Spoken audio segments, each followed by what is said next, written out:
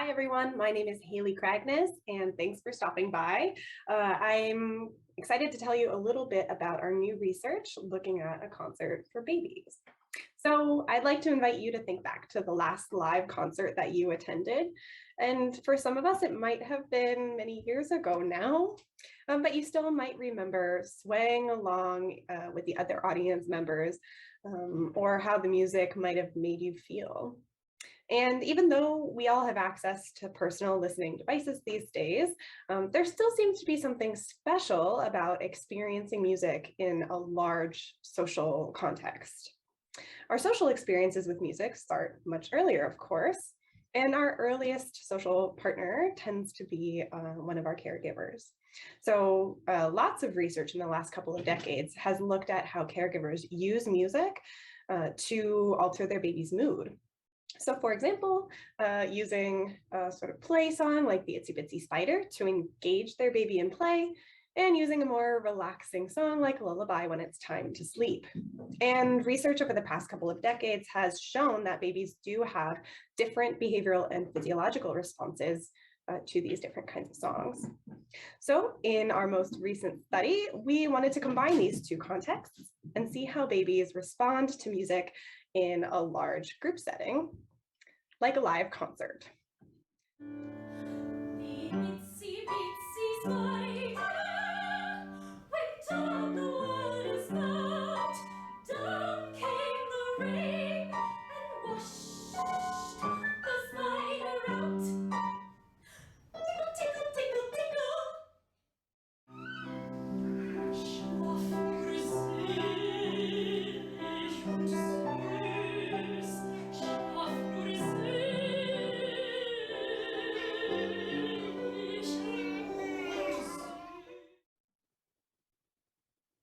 So as you saw, we had about 30 babies at a time come to the auxiliary room of our local performing arts center, and they brought their parents with them, of course. So the audience size was about 60 for each show. We had 2 shows. And also, as you saw, one of the songs that they saw performed was in more of a style of play song or engaging, and the other was more in the style of a lullaby. And the babies saw each of these songs performed twice, and we changed the way that parents were instructed to interact with their babies.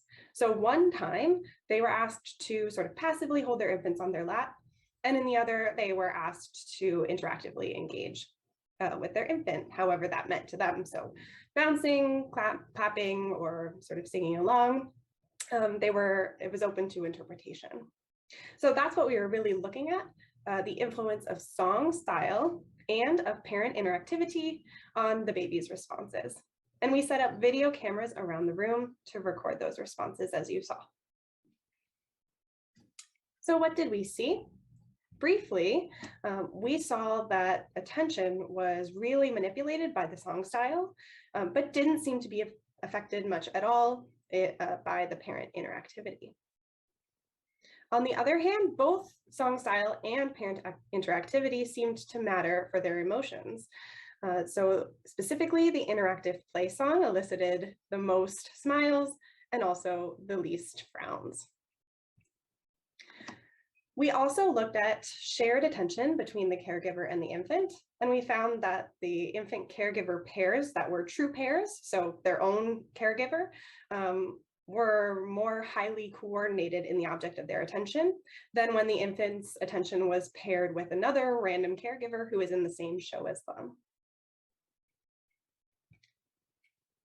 So overall, it seems like some of the responses that we can see in sort of this large audience group context seem to mirror the responses that we see in the caregiver-infant dyad, which has been so far the main object of study in this area. On the other hand, the caregivers still do seem to play a role, even nested in this larger group context. If you're interested in things like coordinated attention or effective seating position, please be sure to check out our supplemental materials online. And thanks to everyone who made this study happen, including the musicians and also the research assistants who spent hours of their lives coding the data. Thanks a lot.